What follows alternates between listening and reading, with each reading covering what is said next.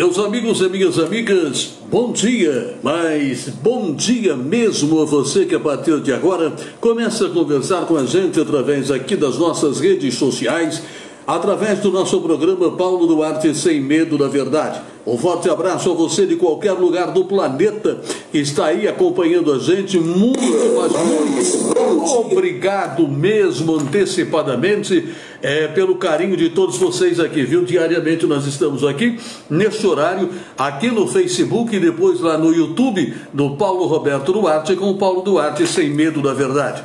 Bom dia, porque hoje é dia 12, minha gente, já estamos quase aí no meio do mês, perdão, de janeiro, do ano da graça de 2020. Hoje é terça-feira e vamos aí tocando a semana.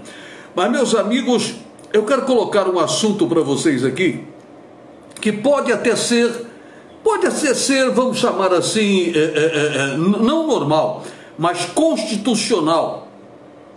Mas é meio imoral, é ou não é? Vejam bem, olha o que fez o STF, muito bem. O Supremo Tribunal Federal declarou na tarde e noite de ontem a inconstitucionalidade da Lei Estadual do Rio de Janeiro 3.542 de 2001. Essa lei está em vigor há 19 anos, que concedia desconto de 30% até 30% aos idosos na compra de medicamentos das farmácias no estado do Rio de Janeiro. De acordo com a decisão por maioria de votos, a regra invade a competência da União para regular o setor. E pode causar desequilíbrio nas políticas públicas federais. O ministro Gilmar Mendes, como sempre, explicou que a lei estadual vai de encontro ao planejamento do governo federal e à forma de cálculo estabelecida para definir preços. O ministro Gilmar Mendes também destacou que o comércio de remédios é regulamentado pela União, que impõe o preço máximo que fabricantes e distribuidores podem adotar na venda para farmácias e drogarias, o preço máximo da comercialização de medicamento aos consumidores e a margem de lucro permitida. Muito bem. O ministro Gilmar Mendes ainda apontou que as leis, tem 4 leis e medidas provisórias já tornam a compra de medicamentos acessível e estimulam o setor. Muito bem. Os ministros Celso de Mello, aposentado, Marco Aurélio, Ricardo Lewandowski, Dias Toffoli, Luiz Roberto Barroso e Alexandre de Moraes votaram junto com o ministro Gilmar Mendes. A ministra Carmen Lúcia, relatora, e Rosa Weber e o ministro Edson Fachin votaram contra. Luiz Fux e Nunes Marques não votaram. Muito bem. A lei estadual diz que idosos no Rio de Janeiro, podem ter descontos de até 30% na compra de medicamentos das farmácias do Rio de Janeiro. Essa lei, minha gente amiga, é de 2001. E ontem o STF, o Supremo Tribunal Federal, no posicionamento do iluminado ministro Gilmar Mendes, e mais a maioria votou pela inconstitucionalidade da lei, que pode, segundo o Gilmar Mendes, pode desequilibrar as políticas públicas do governo federal. Gente, quer dizer que não se pode dar desconto? A lei estadual do Rio de Janeiro dava desconto para o idoso, agora não pode mais, porque diz o ministro Gilmar Mendes e outros que é inconstitucional. Quer dizer, se a farmácia e a drogaria quiser dar desconto, não pode mais? Que isso? Claro que pode, claro que pode. No caso, o dono da farmácia, eu quero vender mais barato, e daí? Agora, essa lei no Rio, ela estava em vigor desde 2001. E agora o STF mais uma vez coloca a população nesta situação. jogando contra a comunidade. Segundo o ministro Gilmar Mendes, a lei é inconstitucional. E levaram 19 anos para ver isso. 19 anos. Lamentavelmente. Ele diz que o governo já dá condições para as pessoas comprarem os medicamentos. O idoso que ganha o salário mínimo, como que ele vai comprar o seu medicamento? Do caso específico da cidade do Rio de Janeiro. Mas pelo barulho da carruagem, isso pode se estender pelo Brasil afora. Eu fico pensando, será que o iluminado Gilmar Mendes, quem mais aqui? Quem mais votou a favor dele? O Marco Aurélio, o Lewandowski, o Dias Toffoli, o senhor Luiz Roberto Barroso, o senhor Alexandre de Moraes, o Celso de Mello aposentado, eles ganham o mesmo que você aposentado ganha para comprar os seus medicamentos? No caso, os meus conterrâneos? Quer dizer, pode até ser legal, mas é uma situação imoral na atual conjuntura. Quando o STF deveria ajudar as pessoas de mais idade, eles não fazem tanta onda por aí. Não, porque os idosos, vamos cuidar. Olha o que eles fazem. Olha o que eles fazem. Principalmente com medicamentos. Se fosse aquele, mas a lei estadual vai dar desconto para os idosos comprar sorvete, para os idosos ficarem coçando o saco na rua. Não! Era uma lei estadual no Rio de Janeiro, é uma lei estadual, que dá desconto de até 30% para os idosos comprarem os remédios. STF diz que é inconstitucional. O que seria constitucional? O que será constitucional? Para eles, que ganham rios de dinheiro, se aposentam com salário mínimo, tem direito a tudo, e os idosos fora ali da toga, fora do Congresso. Os idosos têm direito a quê?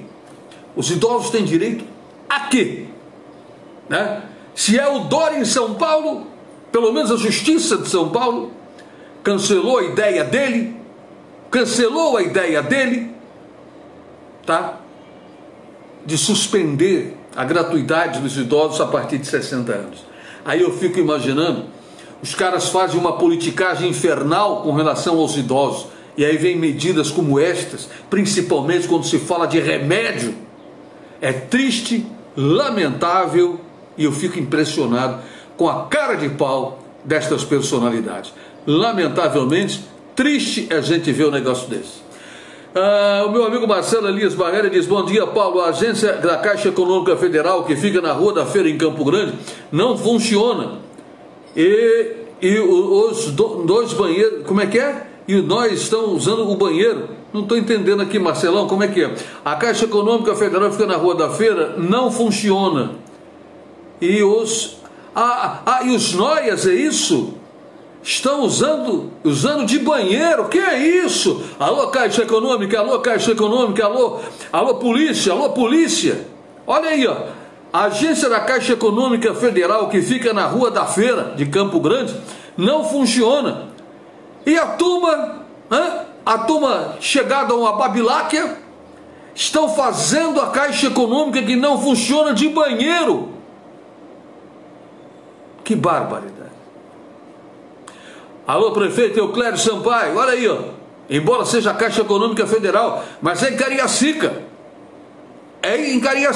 O prédio está lotado de fezes, de xixi e tudo mais. Olha a situação. Prefeito Euclério Sampaio, de Cariacica. Alô, senhores, o senhor presidente da Caixa Econômica, representante da Caixa Econômica, da polícia. Isso não pode acontecer. Lamentável sobre todos os aspectos. Que barbaridade. Roberto Falcão diz: quero parabenizar, feliz aniversário Ananias Santos Silva, parabéns para ele, viu? Um abração para essa galera toda. Roberto Falcão, aquele abraço. Penha Sarria, bom dia. Graça Nascimento, bom dia. Obrigado pelo carinho aí de todos vocês, viu? Meus amigos, quero lembrar a vocês, atenção, terminando o programa, entra lá no YouTube. Você que está me assistindo, você que já assistiu, entra no YouTube e digita Paulo Roberto Duarte. É o nosso canal no YouTube. Diariamente, ao meio-dia, tem lá Esporte às 12 com o Giro do Esporte, os nossos programas, homenagem ao torcedor, gols da saudade e muito mais. Entra aí, YouTube, digita Paulo Roberto Duarte. Se inscreva lá, divulgue o nosso canal do YouTube, tá certo? Muito bem. Olha, amiga Santos e amiga, Belo Horizonte bate recorde na ocupação de leitos de UTI para o Covid-19. Belo Horizonte está tudo fechado, hein? O prefeito Calil, na capital, fechou tudo. Rádio Nacional.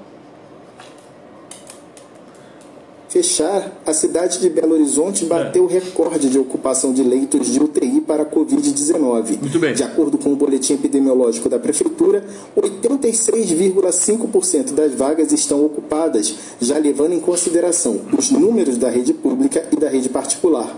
É a maior ocupação de UTIs desde o começo do monitoramento, em agosto. Sim. Para tentar evitar um colapso no sistema de saúde, o prefeito Alexandre Calil decretou o fechamento de atividades não essenciais a partir dessa segunda-feira e por tempo indeterminado. Muito bem. De acordo com a prefeitura, a medida vai causar o fechamento de 16% do comércio. Os outros 84% vão poder continuar funcionando normalmente, se forem essenciais, como supermercados e drogarias, ou vão funcionar parcialmente, como os restaurantes, que poderão fazer entregas sem receber clientes para consumo no local. Muito bem. Entre as atividades suspensas estão as lojas de roupa e sapato, papelaria, casas de show, salões de festas e boates, feiras, exposições e congressos, shoppings, cinemas e teatros, clubes e academias.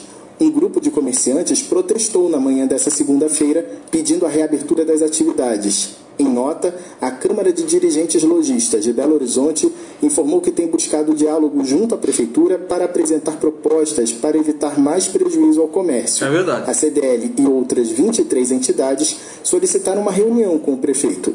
A Secretaria de Planejamento, Orçamento e Gestão se manifestou sobre o protesto. Disse que lamenta profundamente os impactos causados pela pandemia e destacou que sempre manteve diálogo com o setor econômico. Acrescentou que aceitou o pedido de reunião, que ainda será agendada, e que o objetivo do fechamento do comércio é diminuir o volume de pessoas em circulação para conter a expansão do contágio. A Prefeitura de Belo Horizonte informou ainda que continua monitorando os indicadores da pandemia e, quando for possível, o processo de flexibilização será retomado. Com produção de Rosemary Cavalcante, da Rádio Nacional em Brasília, Vitor Ribeiro. Obrigado, Vitor. Olha, é complicado. É complicado. Eles querem fazer a redução do volume de pessoas andando para cima e para baixo. Aí fecha o comércio. Aí depois eles começam a pedir dinheiro. A economia está quebrada. É isso. Gente, vamos fazer a nossa parte, população, esquecer de políticos. Eu falo isso todo dia. Mas os políticos, o senhor Calil, o governador Renato Casagrande, o Castro, o Rui, o Dória, o Covas, eles nunca falam do transporte público. Essas figuras que fazem isso nunca falam do transporte público. Superlotado sempre em qualquer lugar do Brasil. A Supervia no Rio de Janeiro, eu falo aqui sempre, a Supervia é a maior genocida que existe no país. Para quem não sabe, a Supervia é que controla os trens urbanos, suburbanos do Rio de Janeiro. Reduziram o número de vagões, reduziram o número de horários, aí a população aglomera. Aí os caras dizem, o culpado é o povo que aglomera. Mas eles não falam isso, eles não defendem a população contra os empresários do transporte coletivo no Brasil.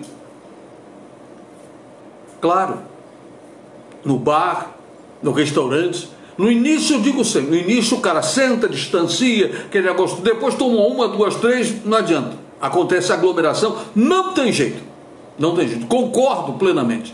Mas botar a culpa exclusivamente no comércio é brincadeira dos políticos. Senhores políticos, governadores, prefeitos, por que vocês não falam do transporte público? Por quê? Qual é a caixa preta que existe nisso aí? Não é de hoje, não é de hoje, não é por causa da pandemia só não é de hoje. Vocês veem quantos homens públicos envolvidos com donos de empresas de ônibus, donos do transporte coletivo? Por quê? O que será que acontece?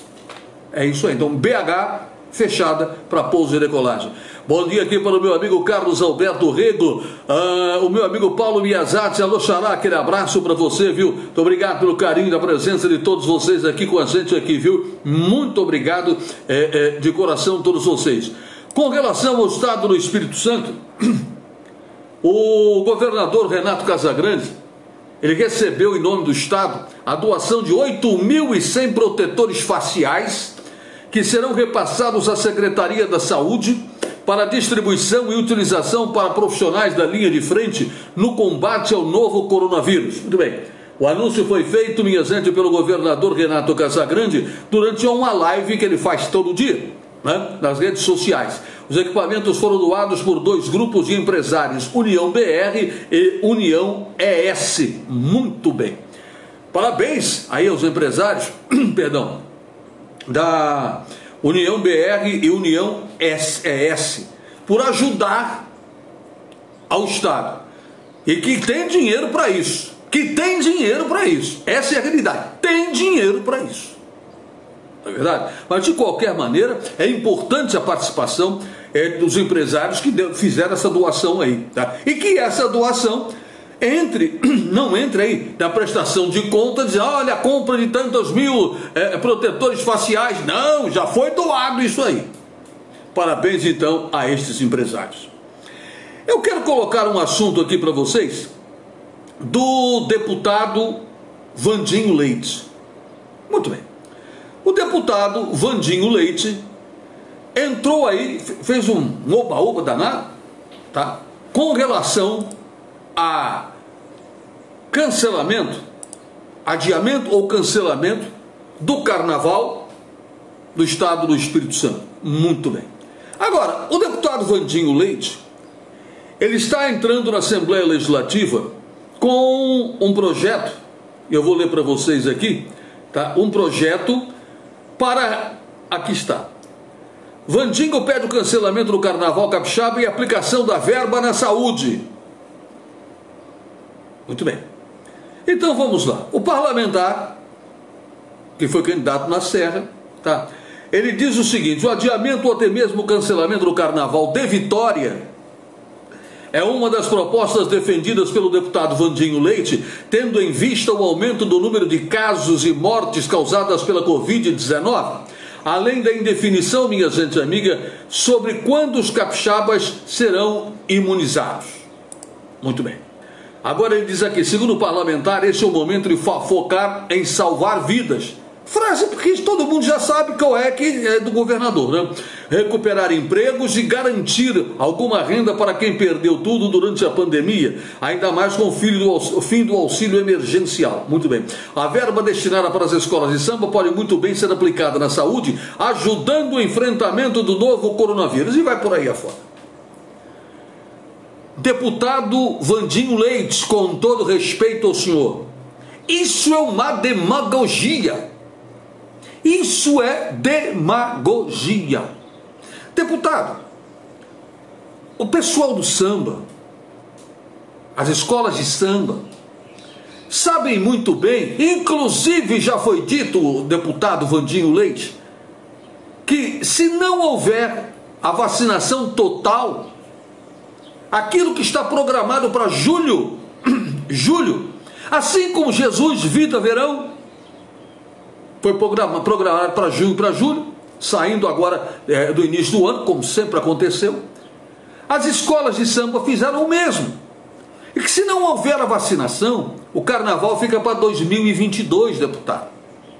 Agora, por que então pegar a verba da cultura, transferir para a saúde? Ah, mas para salvar vidas. Mas existe a verba da saúde, existe o dinheiro do governo federal. Se for assim, deputado Vandinho Leite, por que o senhor não entra também com aí uma proposição, um babado aí desse aí, tá certo? Para o governo do estado retirar a verba de publicidade que ele gasta nas emissoras de televisão, sites e tudo mais, e bota para a saúde. Por que o senhor não faz isso? Bota também a verba da publicidade do governo do estado, passa para a saúde. Faz isso também, deputado. Por que o senhor não faz? Pegou logo o carnaval, pegou a escola de samba. O senhor sabe quantos empregos gera o carnaval? Claro que não é hora, não é momento para desfile de escola de samba nem coisa nenhuma. Sabemos disso e o carnavalesco, o pessoal do samba sabe disso. Tanto é que eu volto a dizer, já falou que está adiado tudo. Agora, por que o senhor, deputado, faz aí isso também? Faz isso também. Pede aí, tá certo? Que a verba do governo do estado, da publicidade que é gasta milhões e milhões, a publicidade como está aí, do turismo, que eu acho maravilhosa, tem que fazer a publicidade do que há de melhor no Espírito Santo e no Brasil, mas faça isso, deputado Vandinho Leite, faça isso. Ou será que o senhor não falou isso, não pensou nisso? Talvez o senhor não tenha pensado, mas eu estou lembrando ao senhor, será que não é porque se o senhor fizer um negócio desse, as emissoras de televisão, a imprensa vai cair em cima do senhor? E mexer com a escola de samba, o carnaval, o sambista, ele não tem voz? É apenas um detalhe. Volto a dizer, um profundo respeito que eu tenho pelo senhor, não faço mais que minha obrigação, mas é uma demagogia daquelas. É minha opinião. Deixa eu dar bom dia para a galera que está aqui comigo aqui. Essa galera que está acompanhando sempre a gente aqui. Quem mais está aqui comigo? Volta aqui para mim. Solemar de Aquino, bom dia. Osemar Manuel, bom dia. Naio, é isso? Naio Nunes dos Santos, bom dia. Ricardo Sesto, bom dia. Aquele abraço, obrigado pelo carinho de todos vocês com a gente aqui, viu? Olha, minha gente amiga, tem outro assunto que eu quero colocar para vocês aqui. Tá? É com relação, gente, aquele cidadão, o capitão do Corpo de Bombeiros, que atropelou, matou o ciclista no Rio de Janeiro. Poucos dias depois da morte do casal de professores, que esse casal foi atropelado pelo Marcinho, ex-jogador do Botafogo. João Maurício Correia Passos, que é oficial do Corpo de Bombeiros do Rio, foi preso e indiciado ontem, além de 10 multas em aberta por dirigir acima da velocidade permitida. Ele tem ainda outras 4 infrações não pagas por conduzir com habilitação suspensa veículos. Tem os vídeos aí, ele completamente embriagado. Ele é capitão do Corpo de Bombeiros, lamentavelmente, o senhor João Maurício Correia Passos. Tá? Muito bem. Do total das infrações, 10 são por dirigir acima de velocidade, 4 por conduzir com habilitação suspensa e 5 por outro tipo de irregularidades ao volante. Muito bem. As multas vão a R$ 2.811. Testemunhas disseram que João Maurício estava em alta velocidade quando atropelou e matou Cláudio Leite da Silva, ciclista de 57 anos de idade. O oficial tentou fugir do local do atropelamento no Recreio dos Bandeirantes. Muito bem. A imprensa já colocou que a esposa deste oficial fez uma denúncia de que ela é hoje paraplégica em função de um acidente que ela sofreu com o marido, esse capitão, por ele estar dirigindo embriagado. Meu Deus do céu, triste esta situação. Os vídeos mostram a situação lamentável deste oficial do Corpo de Bombeiros.